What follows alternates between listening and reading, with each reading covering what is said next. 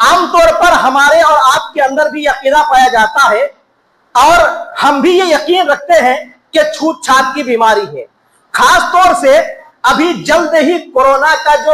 Period ہمارے سامنے سے گزر گیا تو اس وقت بھی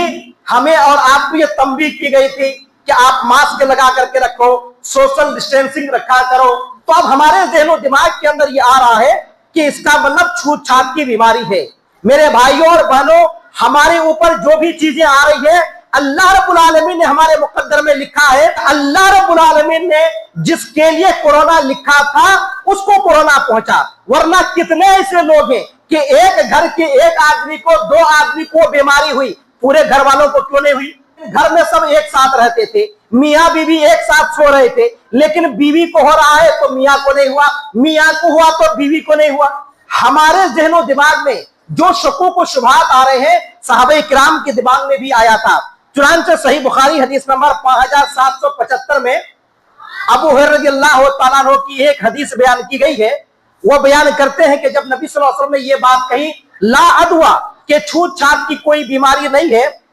تو ایک دیہاتی آدمی کھڑے ہو گئے اور انہوں نے نبی کریم صلی اللہ علیہ وسلم سے کہا, اے اللہ کے رسول صلی اللہ علیہ وسلم, کیا آپ نہیں دیکھتے ہیں کہ ایک اونٹنی جب ریگستان میں رہتی ہے تو بالکل ہرن کی طریقے سے خوبصورت دکھتی ہے, اتنے میں کوئی خارش زدہ اونٹنی ان کے پاس آ جاتی ہے, اس کی وجہ سے یہ دوسری اونٹنی بھی جو صاف و شفاف تھی, ہرن کی جیسی خوبصورت تھی, تو وہ بھی خارش زدہ ہو جاتی ہے. پہلے وہ خوبصورت تھی, صاف و شفاف تھی, کسی قسم کے کوئی چمڑے کی, جلد کی بیماری, اسکن کی بیماری نہیں تھی, لیکن جیسے ہی ایک خارش زدہ کھجلی والی اونٹنی یہاں آتی ہے اس کی وجہ سے اس کو بھی لگ جاتی ہے, یہ بھی خارش زدہ ہو جاتی ہے, اس کو بھی کھجلی لگ جاتی ہے, یہ بھی بیمار پڑ جاتی ہے. تو ایسا کیوں ہوا؟ نبی کریم صلی اللہ علیہ وسلم نے یہ سن کر کے فرمایا فمن عاد الاول, اگر اس کے آنے سے ہی اس کو یہ بیماری لگی تو میں یہ پوچھنا چاہتا ہوں کہ پہلی اونٹنی کو جو خارش لگی, پہلی اونٹنی کو جو کھجلی لاحق ہوئی, پہلی اونٹنی جو بیمار ہوئی, وہ کس کی وجہ سے ہوئی؟ پہلے تو کوئی تھے ہی نہیں خارش زدہ, تو اس کو خارش کیسے لگا, وہ بیمار کیسے ہوئی؟ سب کا جواب یہی ہوگا کہ اللہ نے اس کو بیمار کیا. تو اب آپ کو جواب مل گیا کہ جس طریقے سے اللہ نے پہلے اونٹنی کو خارش زدہ کیا, جس طریقے سے اللہ رب العالمین نے پہلے آدمی کو کورونا دیا, اسی اللہ رب العالمین نے دوسرے, تیسرے, چوتھے, پانچویں اور سینکڑوں کو دیا.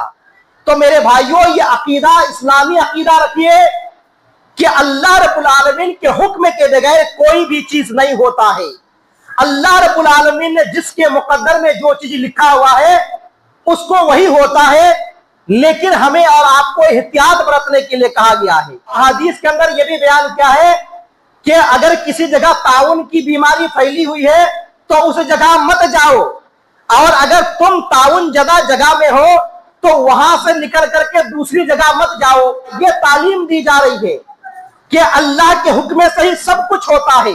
لیکن جو کمزور ایمان والے ہیں کہیں ایسا نہ ہو کہ تم طاعون زدہ جگہ میں چلے جاؤ, جہاں کورونا ہوا وہاں چلے جاؤ, اور پھر اس کے بعد تمہارے اوپر یہ بیماری ہو جائے تو تمہارا ایمان چونکہ کمزور ہے, تم یہ کہنے لگو کہ میں یہاں آیا اسی لیے ہمارے اوپر یہ بیماری لاحق ہو گئی. تو تمہارے ایمان کی سلامتی کے لیے, تمہارے ایمان کی حفاظت کے لیے یہ کہا گیا ہے کہ تم لوگ احتیاط برتا کرو.